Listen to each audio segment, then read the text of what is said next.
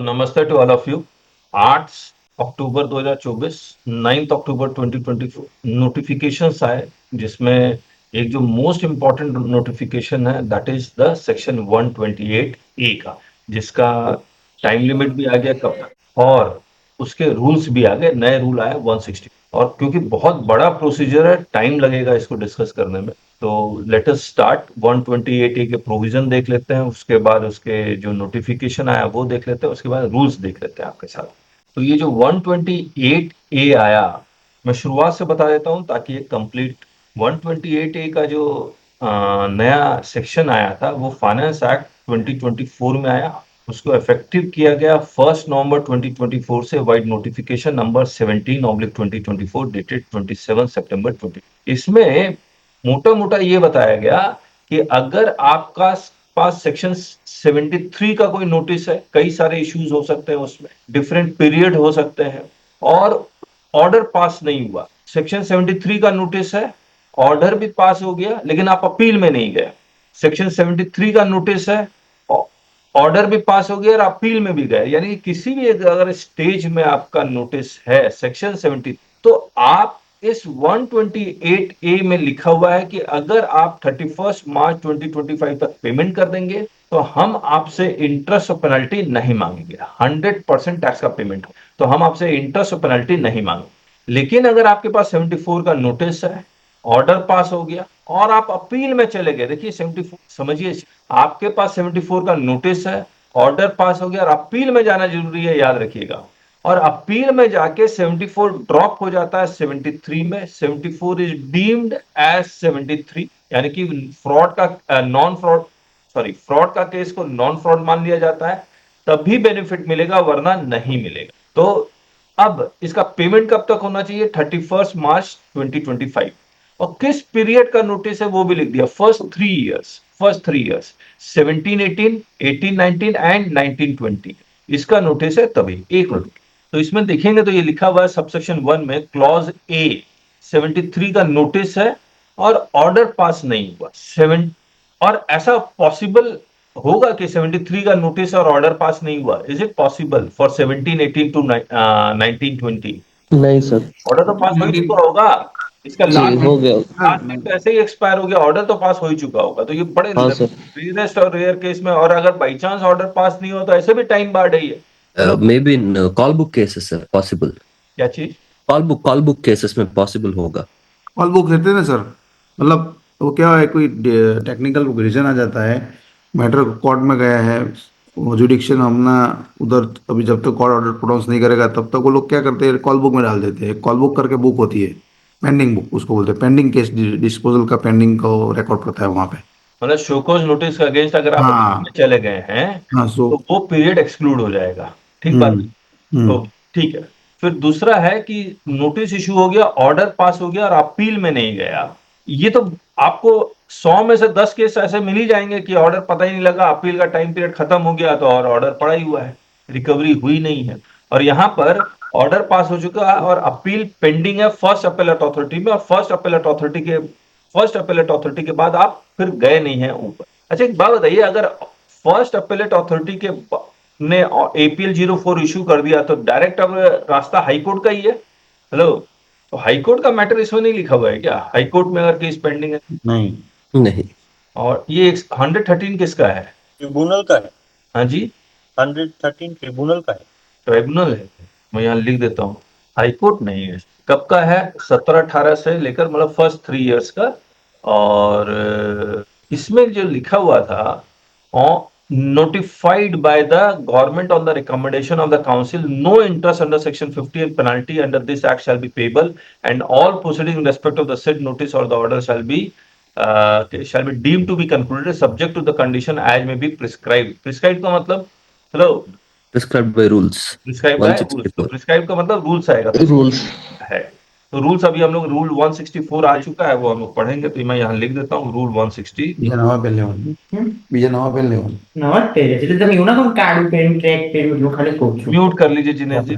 નથી બતાતું ભગાડી रूल 164। और नोटिफिकेशन क्यों आया? नोटिफिकेशन यहाँ पर ऑन और before the due date as may be notified by the तो किस डेट तक पेमेंट कर रहा है उसका नोटिफिकेशन आएगा। तो ये नोटिफिकेशन जो हमने लिखा time limit for payment of tax, ये 3 number inserted with effect from 1st November 2024, wide notification number 21/2024, CT dated 8th October 2020। और रूल भी 164 का आया है, उसका रूल का जो नोटिफिकेशन वो 20/2024 है, जो मैं अभी दिखला दूंगा, जो हम लोग पढ़ने वाले हैं आपके साथ।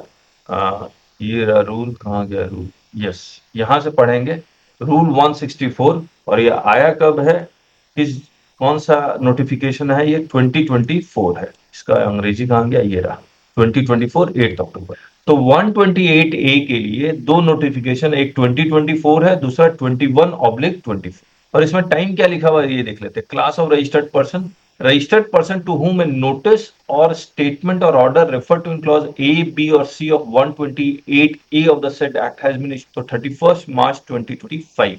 लेकिन अगर आपका 74 इज डीम्ड टू बी 73, वो तो अपील में जाके होगा, तब उसमें क्या कहा कि date ending on completion of 6 months from the date of issuance of the order by the proper officer redetermining the tax under section 73 of the said act. तो 74 को जब 73 मान लिया जाएगा, तब जिस डेट को ये माना गया, जिस डेट को ऑर्डर आया, वहां से इसके बाद ये यहाँ पर बहुत सारे सबसेक्शंस है जो हम लोग ऑलरेडी आपके साथ पढ़ चुके हैं। अब मैं क्या करता हूं, मैं सीधे रूल 164 में आता हूं, उसको पढ़ते हैं। और काफी डिटेल्ड रूल है, काफी डिटेल है, आइए पढ़ते हैं एक करके। लेकिन आप रूल पढ़ने से पहले आपको याद होगा हमने कुछ कुछ पॉइंट्स डिस्कस किए, वो पॉइंट्स एक बार देखते हैं, समझते हैं। मान लीजिए आपके पास सेक्शन 73 का एक नोटिस आया, उसमें एक इशू है, इशू 1 जो कहता है आरसीएम की लायबिलिटी है। इशू 2 जिसमें कहता है 16 सबसेक्शन 4 में आपको क्रेडिट डिनाई होता है। इश्यू 3 1 वर्सेस 3B की लायबिलिटी। ऐसे केस में क्या करेंगे, क्या ऐसे केस में मैं क्या चाह रहा हूं कि कोई टैक्स पेयर ये कहता है सर इश्यू 3 का तो आप पे कर दीजिए, 1 वर्सेस 3B हमारी गलती थी और इसमें 73 का बेनिफिट आप ले लीजिए। ये सेक्शन 16(4) जिसमें 30 नवंबर 2021 अब किया गया, इसका क्या टैक्स का पे करना पड़ेगा, या आप उसका बेनिफिट लेंगे 16(5) का और फिर अप्लाई करेंगे। और इशू 1 आप लड़ना चाहते हैं, you want to fight, RCM की लायबिलिटी आप कहते हैं बनती नहीं है, क्या करेंगे बताइए। मैं थोड़ा सा आसान कर देता हूं, मैं 16(5) अभी लेके नहीं आता हूं, इसमें आसान कर देते हैं। सेक्शन 73 की लायबिलिटी, सेक्शन 73 का नोटिस है या ऑर्डर है, इसमें दो इशू है, इशू 1 आरसीएम लायबिलिटी और इशू 2 1 वर्सेस 3। इसको आप पे करना चाहते हैं और 128A का बेनिफिट लेना चाहते हैं, इसको आप फाइट करना चाहते हैं। Is it possible? No. Is it possible? तो अभी हम लोग पढ़ेंगे, ये देखिए issue based partially on account of error, partially for other reasons. तो जिस इशू के लिए आप पे करना और बेनिफिट चाह रहे हैं वो पे कीजिए और बेनिफिट ले सकते हैं, करेक्ट है। Where the notice or statement or order mentioned this include demand of tax partially on account of erroneous refund and partially for other reasons. An application under subsection rule 1 and 2 may be filed only after the payment of full amount of tax demanded in the said notice or order on or before the date notified under the said subsection। अच्छा एक बात बताइए, erroneous refund का हम लोग application कर सकते हैं क्या 128A में? मना है। Nothing in subsection shall be applicable in respect of erroneous refund। ठीक है, मना है ये। तो हम लोग क्या करते हैं, यहाँ लिख देते हैं, इसका मतलब ये हुआ, may be I am wrong, tell me, benefit of section 128A in case of, तो यहाँ पे ऐसा क्यों लिखा गया? अभी फिर से दोबारा पढ़ लेते नहीं, सब सेक्शन 2 नहीं है, वो दूसरा सेक्शन है। हैं। यही हाँ ठीक ठीक। let us understand where a notice includes demand of tax partially on account of erroneous refund, जिसका मिलेगा नहीं, and partially for other reasons, an application under sub rule 1 may be filed only after payment of the full amount of tax demanded in the said notice or statement or order on or before the date notified। क्या लगता है जो हम लोग interpret कर रहे थे वो सही कर रहे थे? It is, to my understanding, sir, it cannot be issue based. It should be notice based. It should be notice based। Notice based, and because it is notice based, the question comes is what if the notice also has refund aspect? So because in 128A they said that if it is refund related, we will not, you are not entitled. So that is where this is an exception to that, wherein they say if the notice also has refund aspects, excluding the refund for the remaining amount, if you pay it, you are entitled. Otherwise, you are not entitled. Okay, तो ऐसा करते हैं हम, हम लोग form एक बार देख लेते हैं, SPL 01 ये सब बहुत सारे फॉर्म लेके आए थे ये लोग, तो उस फॉर्म में अगर ऐसा कुछ भी क्लू मिल जाता है तो हम लोग उसको उस तरह से इंटरप्रेट कर लेंगे, करेक्ट है? Yes, sir. अच्छा, फॉर्म देखने से पहले फॉर्म से पेज, अच्छा एक और, फिर then will start reading the form also, this we park it. Now suppose there is a section 73 notice from 1718 to 2223 of different periods. Now, can we go for the benefit of section 128A? क्योंकि 128A is for only for first 3 years till 1920.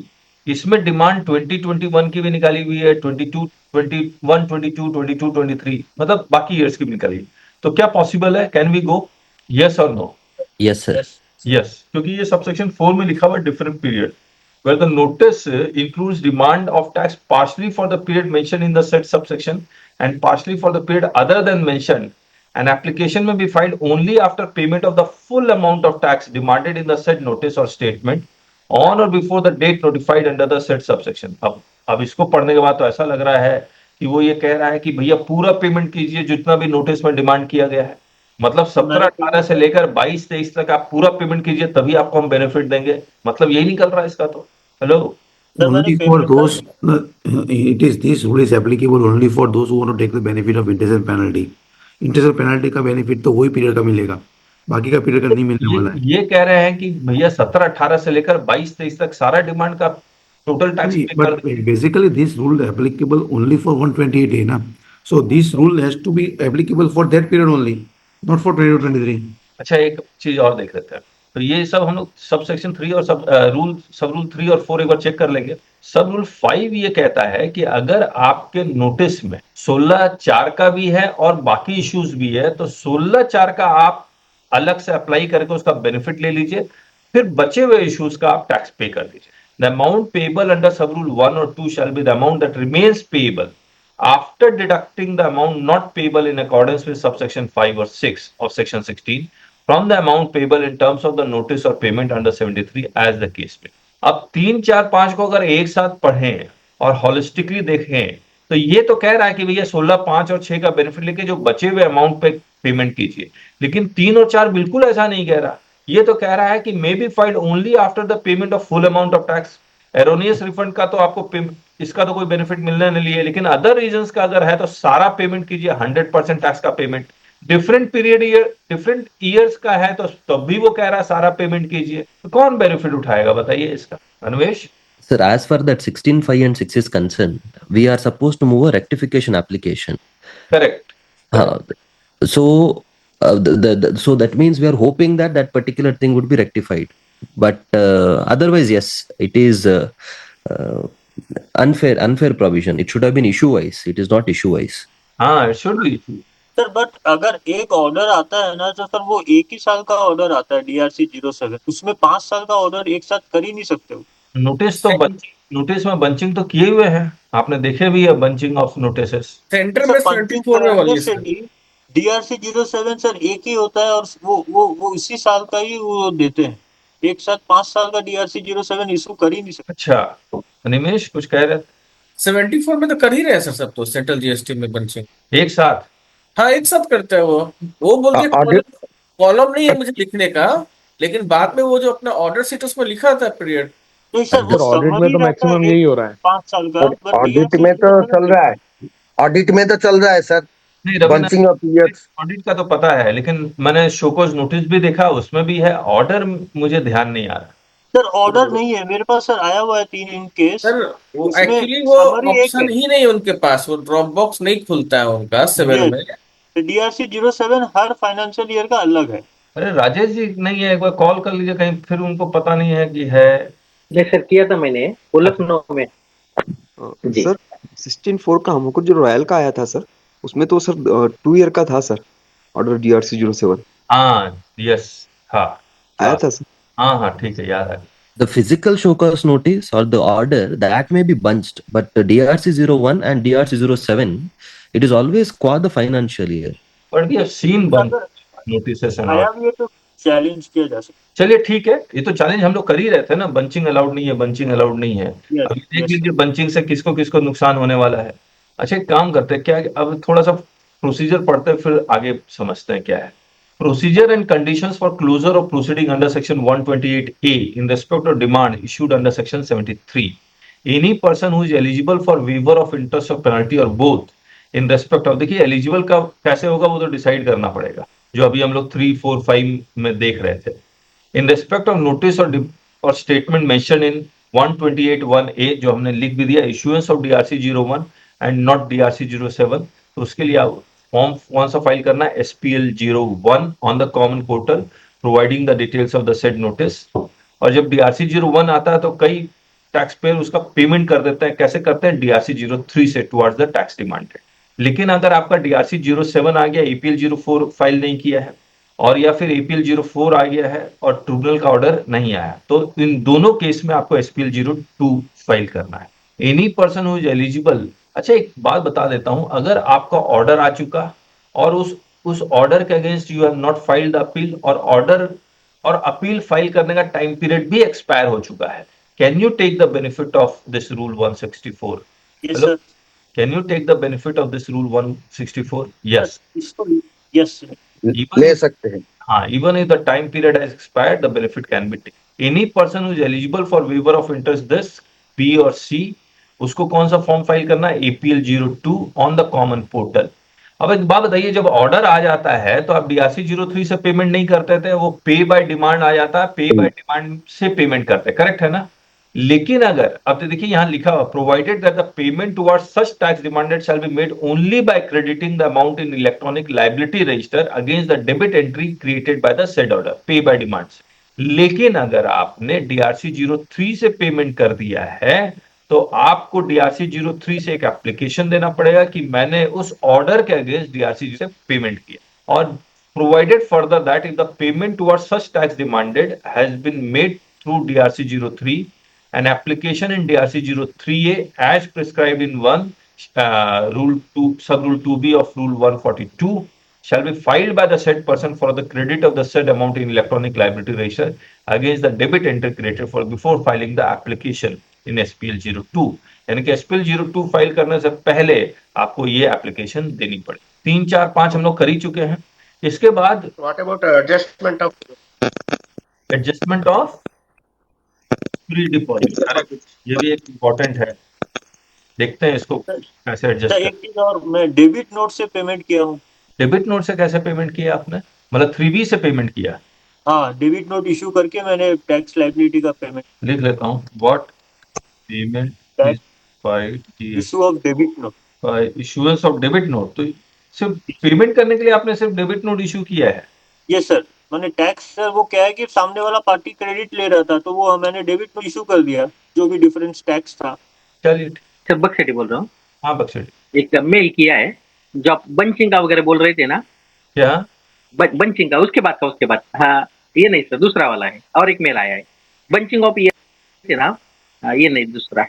हाँ, एमनिटी. हाँ sir, हाँ sir. तो punching of notice का order भी आ गया था ना. पॉइंट नंबर 67 लास्ट में, 67 लास्ट थोड़ा आगे. और go for all issues, trans order are also brought under this. ठीक है, ये इनका ओपिनियन है, कोई दिक्कत नहीं है, हम लोग अपने हिसाब से इसको एक बार इंटरप्रेट कर लेते हैं.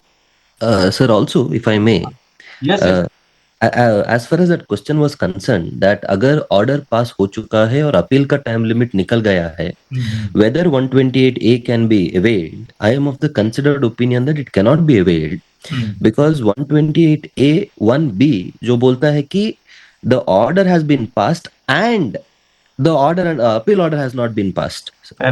an order passed and when no order under subsection 107(11) of 108 has been Passed. No order has been passed. Correct. No order का and का मतलब there must be a situation.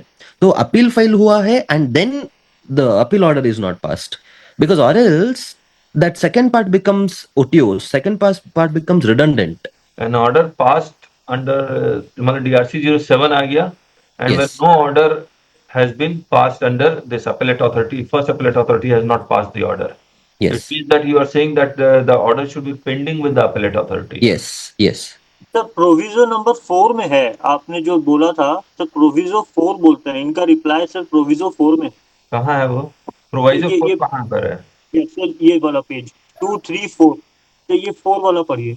Not Notwithstanding. anything contained in this act where any amount specified under subsection 1 has been paid and the proceedings are deemed to be concluded under the said subsection, no appeal shall lie against. ये नहीं है. Because even when we are reading the rule 164, it says that अगर 128A का application reject हुआ है, then it is deemed as my appeal is restored. That means that without appeal, because without even withdrawing that appeal, this particular application will not succeed in the case of B and C. Okay, let us understand this. A notice under subsection DRC 01 has been issued and where no order of section 73 has been issued. यहाँ भी and है Yes. और ये कह रहा है कि order issue नहीं हुआ है. तो इसका मतलब मैं क्या समझूं कि DRC 01 का नोटिस आ गया है, यस ऑर्डर इशू नहीं हुआ है. करेक्ट. Yes. बराबर है.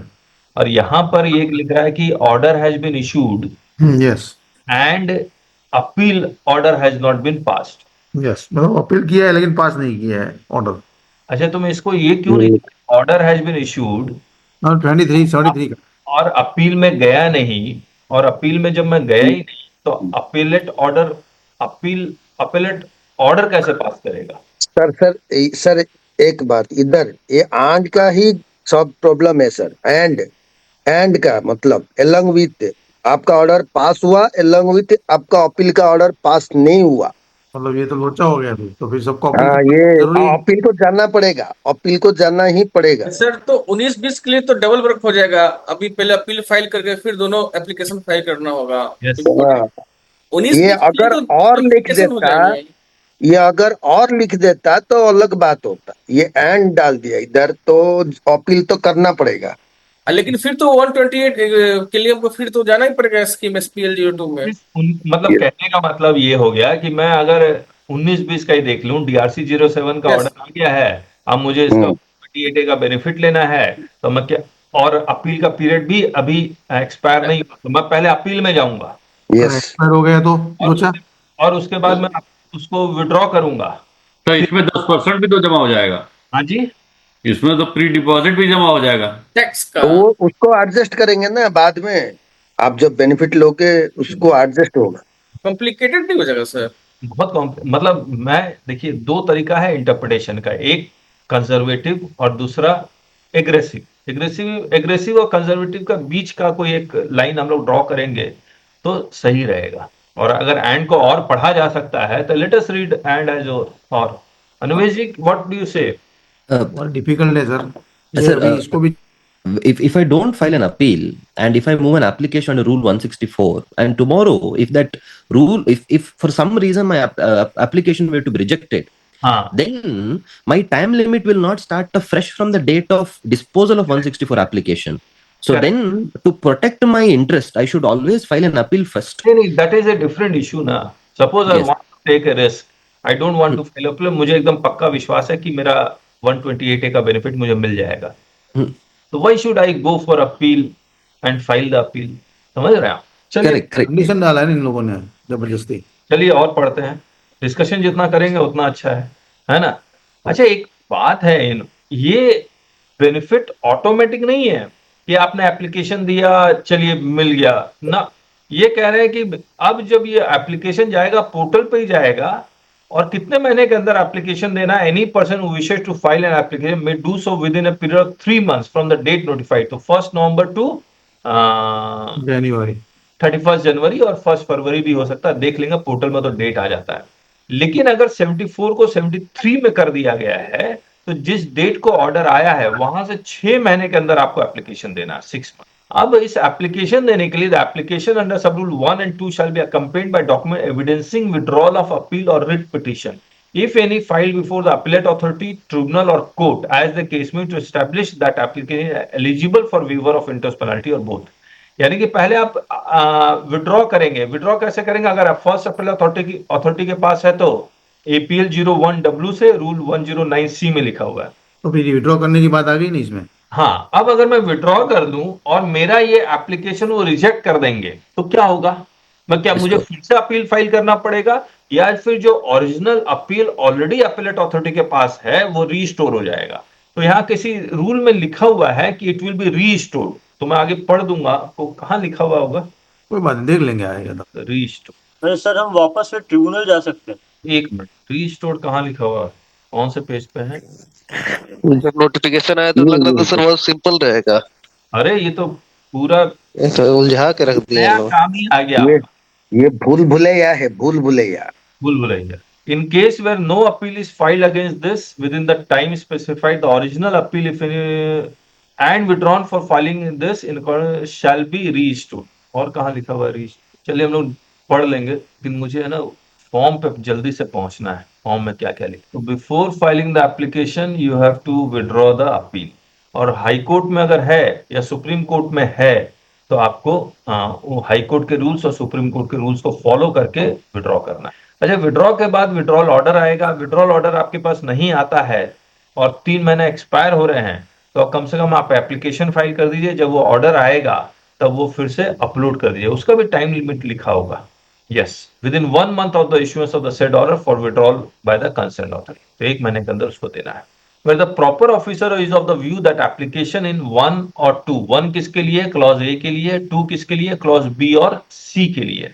और मैं अगर इस आसान तरीके में, ये DRC 01 आया हुआ है, ऑर्डर नहीं आया, 2 DRC 07 आया हुआ है, APL 04 आया हुआ है, is liable to be rejected, not being eligible for waiver of interest, penalty or both as per section 128A. He shall issue a notice on the common portal to the applicant within 3 months from the date of receipt of the said applicant, shall also give the applicant an opportunity of being heard. तो 1-2 के application के बाद वो एक SPL 03 issue करेगा with in 3 months। इसके लिए मुझे लगता है अलग डिपार्टमेंट ही बना देंगे, अलग लोग बना देंगे, भैया SPL का जितने भी फॉर्म से आप ही लोग deal. On receiving the notice under sub rule 8, the applicant में file a reply to the said notice on the common portal in SPL 04 within a period of 1 month from the date of receipt of the said notice। तो 1/2 tax payer file कर रहा है, 3 में आपको notice आ रहा है, 4 में आप रिप्लाई कर रहे हैं, 5 If the proper officer is satisfied that the applicant is eligible for waiver of interest or penalty as per section 128A, he shall issue an order in SPL 05 on the common portal accepting the said application, concluding the proceeding। तो बड़ा आसान हो गया। 1-2 में tax payer, 3 में notice, 4 में आप reply देंगे, 5 में वो ऑर्डर पास कर देगा accepting the application। 11 In cases where the order in SPL 05 issued by the proper officer under sub rule 10 in respect of an application in SPL 01 यानी कि DRC 01 के नोटिस में the summary, तो फिर DRC 07 issue करने की जरूरत नहीं है, shall not be required, तो SPL 01 ही काफी है। In respect of an application SPL 02 यानी कि DRC 07 या APL 04 के against, the liability created in the electronic liability register shall be modified accordingly, यानी कि टैक्स आप पेमेंट कर चुके हैं तो टैक्स 0 हो जाएगा, इंटरेस्ट पेनल्टी जो ऑलरेडी है उसको 0 कर देंगे। अब कहानी यह है कि if the proper officer is not satisfied with the reply of the applicant, the proper officer shall issue an order in SPL 07 rejecting the applicant। 1 और 2, 3 में नोटिस, 4 में रिप्लाई, 5 में एक्सेप्टेंस और 7 में रिजेक्शन। तो रिजेक्शन से पहले अपॉर्चुनिटी तो देंगे ना, इन केस कहीं पे लिखा हुआ है सर अपॉर्चुनिटी बिंग हर्ड देने का। चलिए पढ़ते हैं। In cases where notice in SPL 0 not been issued, तो SPL 03 नॉट इशूड यानी कि वो नोटिस नहीं देता है, the proper officer shall issue an order in 10 within a period of 3 months from date. Okay, मान लीजिए उसको नोटिस नहीं देना है तो डायरेक्ट वो एक्सेप्ट कर लेगा, क्योंकि उसको एक्सेप्ट करना है, उससे कोई ऑब्जेक्शन नहीं है, तो then he will directly issued SPL 0 कहाँ गया, 5 SPL 0 एक बार लिख लेते हैं हम लोग, SPL 01, SPL 03, SPL 05 करेक्ट है? नहीं, SPL 03 में नोटिस, आप रिप्लाई किस में देंगे, 4 में, देन 5 SPL 05 में एक्सेप्ट करेक्ट है। दूसरा पॉसिबिलिटी क्या है, वो आपको कोई नोटिस नहीं दे रहा है, आपको सीधे एक्सेप्टेंस दे रहा है, करेक्ट। तीसरा क्या कर रहा है, वो 7 कर दे रहा है, correct. If proper is not satisfied with the reply of the applicant, the proper officer shall issue an order in SPL 07 rejecting the application। अच्छा, डायरेक्ट रिजेक्ट कर देगा क्या, ऐसा करेगा क्या? नहीं सर, वो 2 प्रोसीजर तो फॉलो करनी पड़ेगी ना। 3-4 तो वो 2 करना ही पड़ेगा। अगर डायरेक्ट एक्सेप्ट करता है तो ही वो करेगा। 4 के बाद करेगा सर, 7-4 के बाद, नहीं तो प्रिंसिपल ऑफ नेचुरल जस्टिस। ठीक है, एक बार इसको 3-4 यहाँ लिख लेते हैं, है ना, खुद अगर आगे पढ़ लेंगे हम। In cases where notice in SPL 03 has been issued, the proper officer shall issue order in 10 और 12। 10 और क्या है, 10 में क्या है, SPL 05, और 12 में क्या है, SPL 07। एक्सेप्ट और रिजेक्ट। ओके ओके, 10 में SPL 05 जो एक्सेप्ट है, और ये 7 है जो रिजेक्ट है। Within a period of 3 months from the date of receipt of reply, or within a period of 4 months from the date of issuance of SP where no reply is received from the applicant. Okay. अगर reply नहीं receive होता है तो वो 3 महीने के अंदर accept कर लेगा और 4 महीने के अंदर रिजेक्ट कर लेगा। करेक्ट है ना? Yes. For the purposes of this sub rule in cases refer to in proviso to sub rule 7. Sub rule 7 क्या है? अच्छा, 74 73 हो गया। 74 to 74 deemed 73. The time period from the date of filing of the application till the date of submission of the order or for withdrawal of appeal shall not be included while calculating the time period. क्या मतलब हुआ? 74 से 73 हो गया, deemed 73, तो कौन सा time period ये नहीं कह रहा है? SPL 01/0 to APL 01W, ये टाइम एक्सक्लूड होगा। करेक्ट है? For the purposes of this sub rule, in cases referred to in this, the time period from the date of filing the application, यानी कि 1-2, till the date of submission of the order for withdrawal of the appeal, APL 01W का order, ये time exclude कर देंगे। किसमें exclude कर देंगे? ये 3 महीने और 4 महीने कैलकुलेट करने के लिए। कैसे, ये कुछ समझाएगा ये क्या कहना चाह रहा है? Anyone? Sir, officer is duty bound to pass an order within 3 months of an application being made. Then, but however, he will still not pass an order till he gets withdrawal order of appeal, or else Yes. Appeal will not still be withdrawn, but at the same time they will succeed on interest and penalty waiver. Correct, correct. But that will only apply in the case of SPL 02, sir, because in SPL 01 there is no appeal itself, so there is no question of withdrawal of appeal. Correct correct, इसको हम लोग ठीक कर देते हैं। SPL 02 order. Nivesh, you said something, I forgot. क्या कहा था आपने कि एप्लीकेशन, फिर से कहिए तो। The officer is duty bound to pass the order within 3 months from the date of receipt of reply. Correct. Now, even if I reply, but let us say that because the rule also allows me to apply for an this particular scheme without even having the withdrawal order, I can just upload the application itself. But there could be a possibility that I don't receive a withdrawal order at all. So till the withdrawal order comes, this officer will not pass the order. ठीक। So that till that time I submit that withdrawal order, that period will be excluded. और ये कहाँ लिखा हुआ है कि ये withdrawal order देना मैंडेटरी है? ये वाली सब रूल 7 का प्रोवाइजो, 1 महीने के अंदर। ठीक। 14, if no order issued by the officer, proper officer within the time limit, यानी कि 3 महीने और 4 महीने के अंदर इशू नहीं होता है, then shall be deemed to be approved and proceeding shall be deemed to be concluded. 15A, in case where no appeal is filed against the order in SPL 07, SPL 07 is rejection, और rejection के against we can go for appeal within the time period specified, और time period क्या है इसमें? वही 3 months. The original appeal, if any, filed by the applicant against the order and withdrawn for filing the application in accordance with this shall be reached. In case where no appeal is filed against, यानी कि if the order is rejected, if application rejected, which application is rejected? SPL 02 is rejected, then even if appeal is withdrawn, it shall be correct. Yes. In case where no appeal is filed against the order in SPL 07, okay, और order अगर मैं appeal file कर दूंगा तो क्या होगा?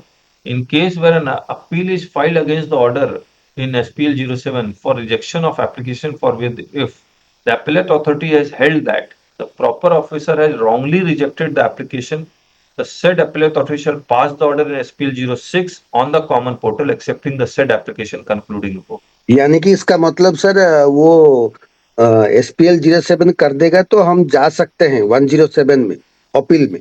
हाँ sir ठीक है सर। हाँ बोलिए गोपाल। सर मैं बोल रहा हूँ यहाँ पे अगर रिजेक्ट करता है तो ये 2 टाइप का अपील कर सकते हैं, एक मैं नॉर्मल अपील में जा सकता हूँ और एक मैं रिजेक्शन का अपील कर सकता हूँ कि भाई रिजेक्ट क्यों किया गया, ऐसा ही बोल रहे हैं ना?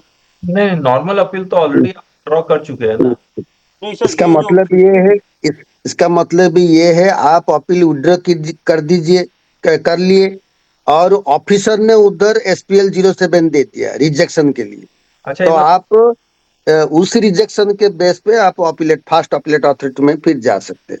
अभी समराइज करते हैं, इसका मतलब तो यही निकल रहा है कि अगर आप SPL 07 के अगेंस्ट ऑर्डर के अगेंस्ट आप अपील में जाते हैं और अपीलेट अथॉरिटी आपकी बात मान जाता है कि आपको मिलना चाहिए, तो आपका प्रोसीड SPL 06 में वो ऑर्डर पास कर देगा और कंक्लूड कर देगा, ओरिजिनल भी कंक्लूड हो जाएगा, ये भी कंक्लूड।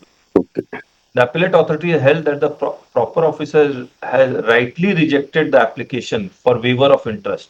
और अगर ये SPL 07 के अपील को रिजेक्ट कर देता है तो ओरिजिनल वाला फिर से रिस्टोर, the original appeal, ये देखिए, original appeal and withdrawn for filing the application shall be restored subject to the condition the applicant files an undertaking electronically on the portal in 8 within a period of 3 months from the date of issuance of the order by the appellate authority feel that he has neither filed nor intends to file any against the said order.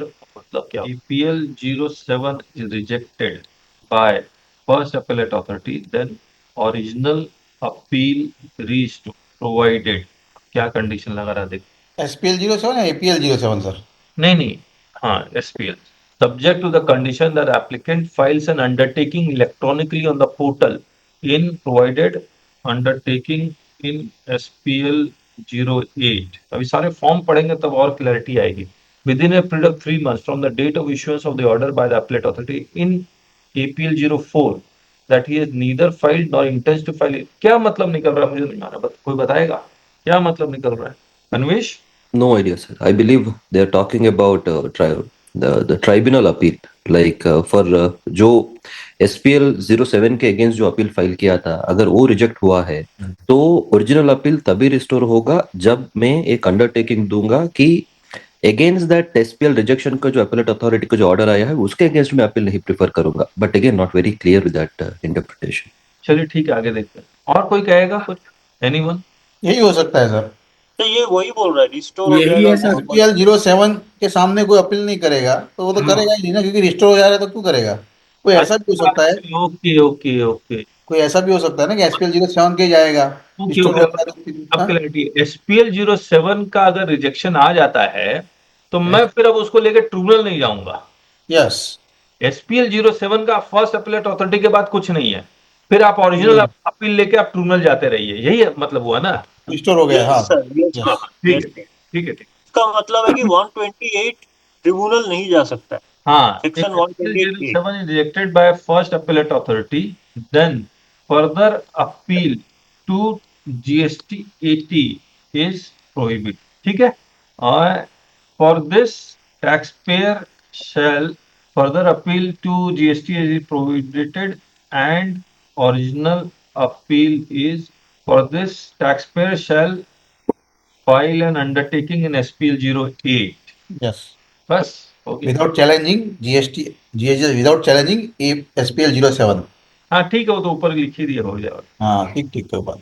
Sir only one small addition, हाँ it is not the case कि हम tribunal नहीं जा सकते हैं, tribunal जा सकते हैं, लेकिन इफ वी चूज दैट हमें ट्राइब्यूनल जाना है तो मेरा ओरिजिनल अपील रिस्टोर नहीं होगा। नहीं, ओरिजिनल जब मेरा SPL 07 रिजेक्ट हो गया तो Yes. ओरिजिनल अपील को तो मैं ट्राइब्यूनल नहीं जा सकता हूँ। Original appeal, yes sir, original one, yes.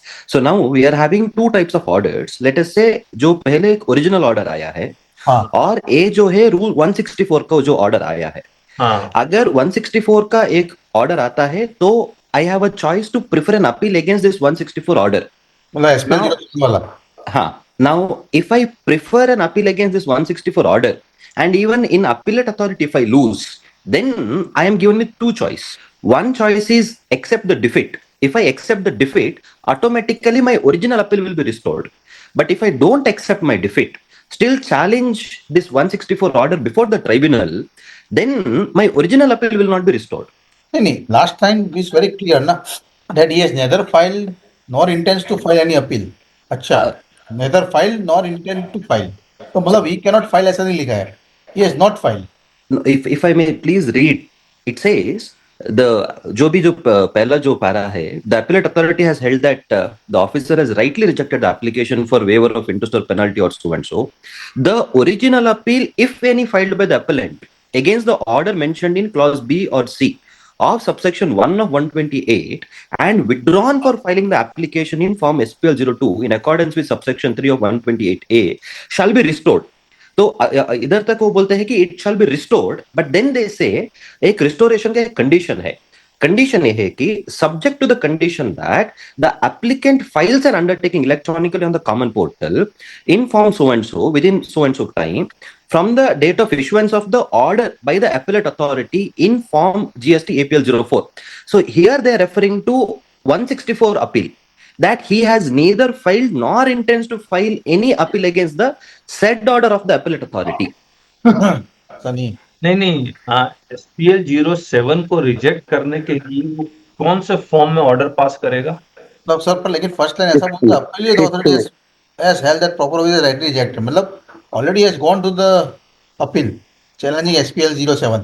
अच्छा, जब वो एक्सेप्ट कर रहा तो SPL 06 फाइल, SPL 06 साइड में देखिए ऑफिसर ऑथोरिटी साइड में एक्सेप्ट करेगा. नहीं ऑफिसर नहीं, फर्स्ट अपेलेट अथॉरिटी जब एक्सेप्ट कर रहा है SPL 06 में एक्सेप्ट कर रहा है, correct? यस जब वो रिजेक्ट कर रहा है तो वो रिजेक्ट कर रहा है किसमें? वो APL 4 में रिजेक्ट करेगा सर. APL 04 में रिजेक्ट कर रहा है. ये अजीब.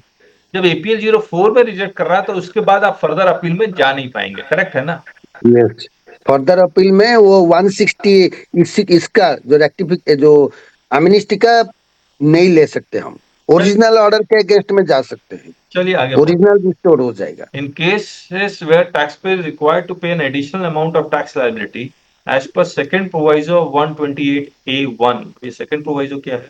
Provided for the conclusion of proceeding. मतलब आप अपील में गए और अपेलेट अथॉरिटी बोलता है कि आपको 10 रुपया नहीं 12 रुपया देने हैं, तो वो एडिशनल अमाउंट वो कैसे करेगा? अपेलेट अथॉरिटी एक्स्ट्रा अमाउंट कैसे डिटरमाइन कर लेगा? तो मैथमेटिकल मिस्टेक है, क्या है, क्यों करेगा?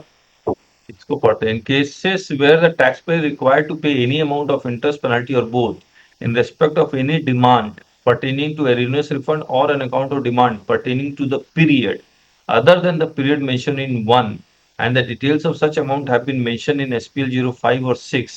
SPL 05 क्या हो गया? Acceptance. 6 क्या हो गया? Acceptance by appellate authority.